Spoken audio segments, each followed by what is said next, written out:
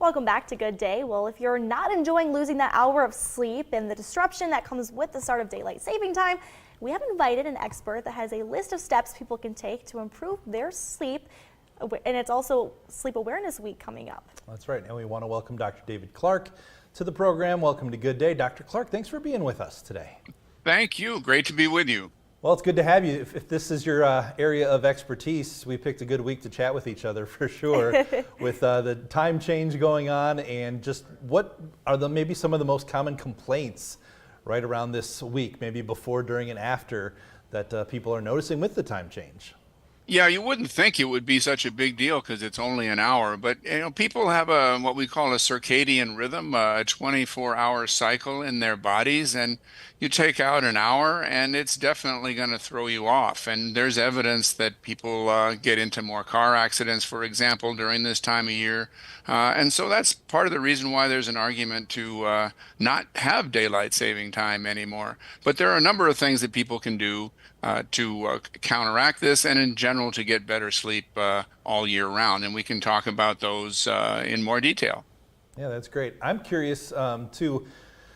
You mentioned, there's been lots of talk about maybe getting rid of this, but every time it even comes up, whether it's the state or the national level, it just appears to kind of stall out. What's your take on maybe why this doesn't really get past the discussion phase and it hasn't actually happened yet? Yeah, well, it takes an active Congress to do this. So, anytime you need that, it's going to be a struggle. And then we've got people that want to keep daylight saving time all year round and people that want to keep standard time all year round. And they've kind of been battling at each other a little bit. So no consensus has emerged. But there seems to be growing momentum to make a permanent change in this. And there are already some states that do that. So I'm expecting that, by the end of the decade, we may see a permanent change in this.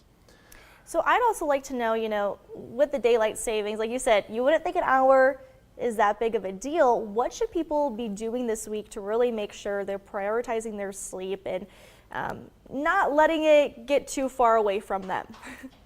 Yeah, actually, I'll change this up a little bit and start with the good sleep habits at the beginning of the day, which is to get some sunlight on your eyeballs as early as you can after you wake up, because that helps to reset your circadian rhythm and set you up for the day.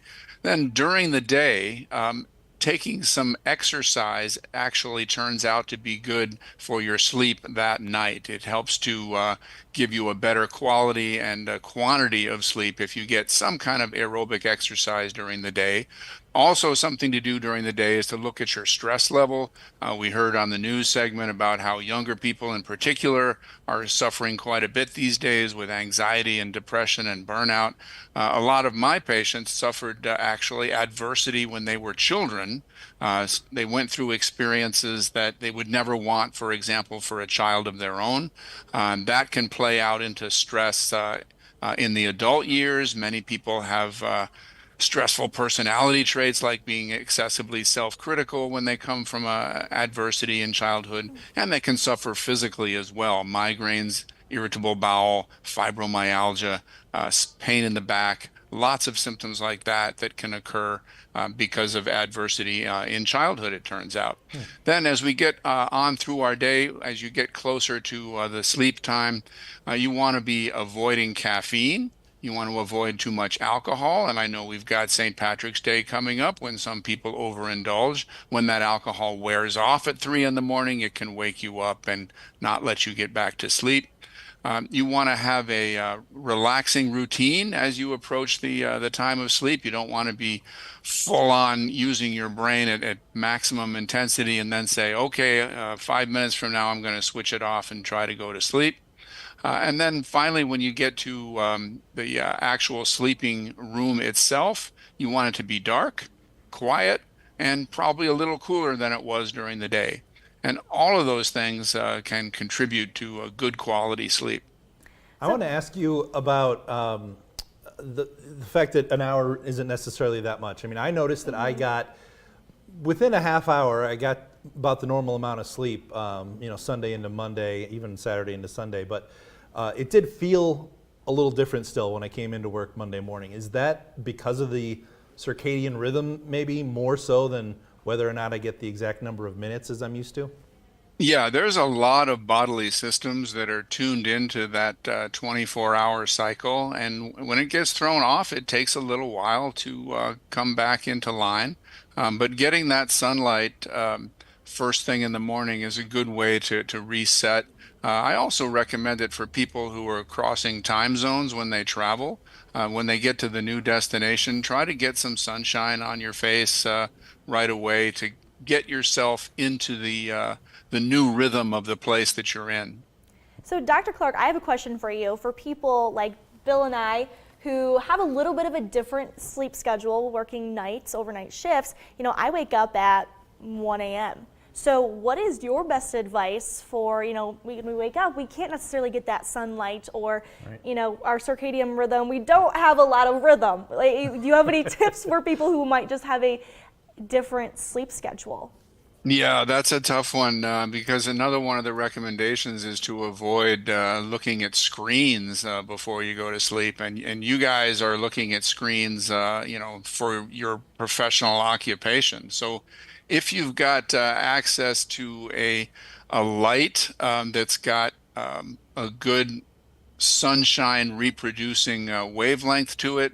Often that's expressed in kelvins. People who are, work in stores where they sell all kinds of lights are usually familiar with the kelvins. And if you can get in the 3,000 to 3,500 Kelvin range, that simulates sunlight.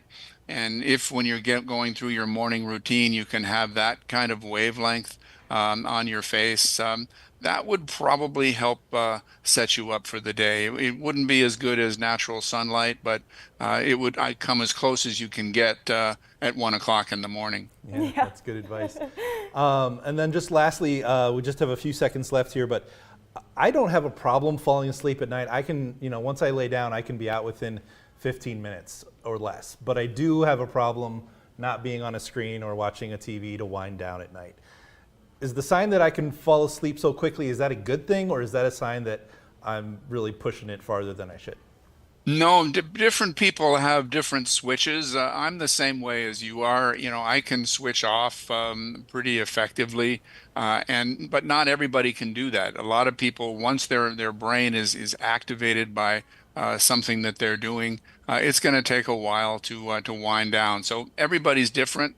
Some people may need a full hour of winding down to get good quality sleep and fall asleep quickly. But you and I, my wife is amazed, but I can just switch it off, and in 5 minutes I'm out. So we're lucky. Let's put it that way. Well, Dr. Clarke, thank you so much for being with Yes, us. We're going to thank share you. this interview and other information on our website over on 9and10news.com. Appreciate your time this morning. Very helpful. You're very welcome.